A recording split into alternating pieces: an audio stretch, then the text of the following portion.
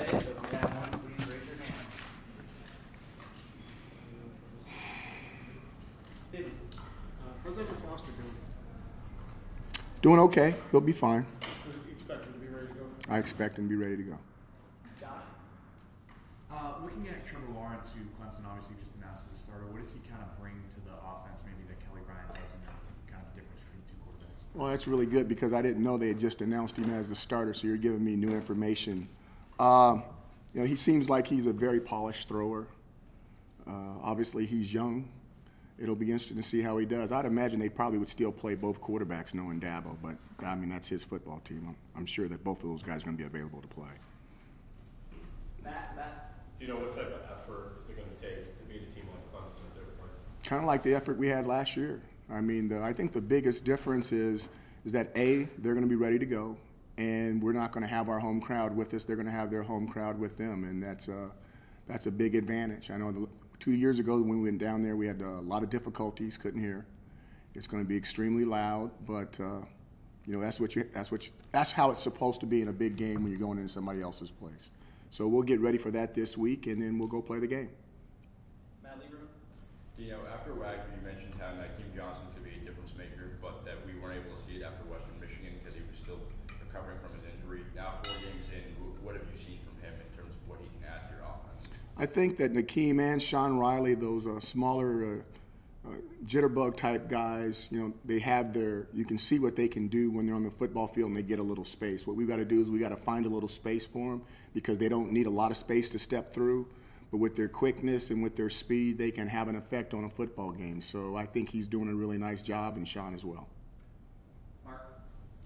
Coach, you referenced the last time you went down, things didn't go well. How much different is this team? What gives you confidence that this year's result will be a little different than it was 2 years ago? Well, obviously, we're 1-1. They've won one. We've won one. Everybody's held serve on their home field. The big thing is trying to find a way to win on somebody else's field. It's going to be difficult. They're an extremely talented team. Their entire front four is going to get drafted.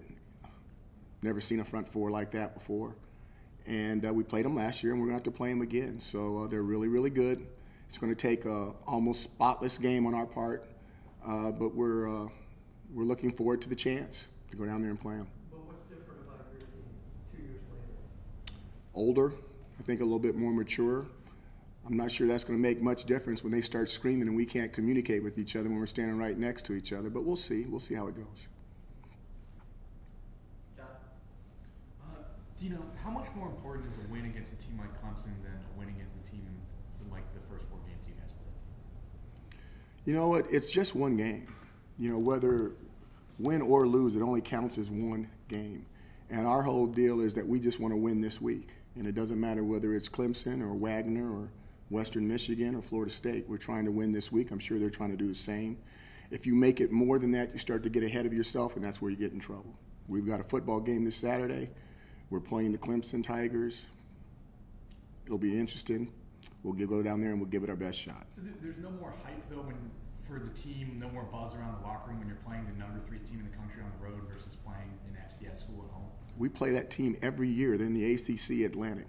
I don't know how many years we've played them, but long after I'm gone, we'll still be playing them every single year. They're just a team in our conference.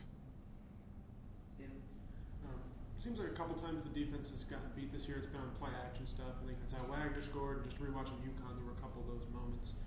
What are kind of the teaching points for that? And do you kind of view that as an area you kind of like to shore up? Play action is deadly. Play action is having a guy that's hard to serve 2 masters. You tell people to stop the run. If you're going to be a successful defense, you have to stop the run. And then in stopping the run, there's only 2 other things left to do. Drop back pass, which you can read people and know it's a drop back pass, or play action, where the offensive linemen block like it's a run. You follow your run reads, and then all of a sudden it's a pass. The most deadliest form of offense is play action football. And if you do it extremely well, you can be really, really effective with it.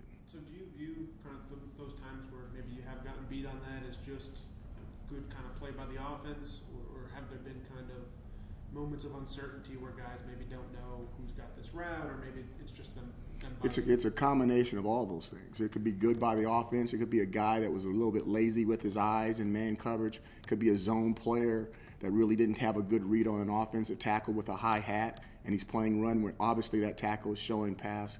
It's all those things that you said in combination. Matt Lieberman.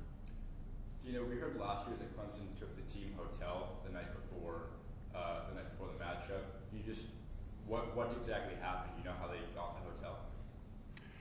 Yeah, they offered a lot of money for our hotel, and our hotel called us and said,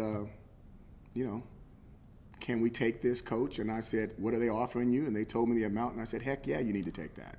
I said, take that. We'll go sleep somewhere else. So we did. Any difference in how the team reacted just going into the next day? No, I think we reacted really well. We won the game. So I think they reacted okay. Matt Osborne. Coach, I think Dabo had some great things to say about you after you guys beat them last year. What's that relationship like with him?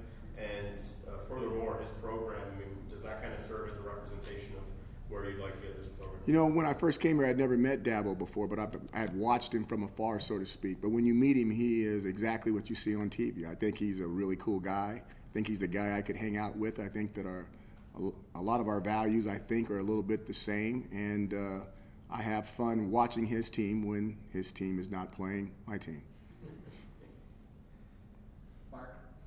Hey, Coach, you keep talking about the environment down there being a challenge. Your team went down to the other Death Valley last year, played pretty well, other than the first play, obviously. So does having that experience help when they go into this Death Valley this week, do you think, knowing that you compete in a lot of places like that? Yeah, I think it helps a little bit. I think that the environment at the first Death Valley that we experienced was a little bit louder than the second Death Valley. That's not to take anything away from those fans. I just think that they didn't fill up the house because maybe who the opponent was. But I'm quite sure that South Carolina will be a full house. So we'll get the full effect of what that fan base can do.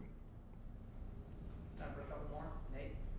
Aside from maybe the obvious running the ball, stopping the run, limiting turnovers, what are all the stuff that wins football games? What are sort of the telltale signs you're going to be looking for early throughout the game that will sort of give you a feel on whether you guys can? You just got to watch how the guys go out there to compete. You know, you're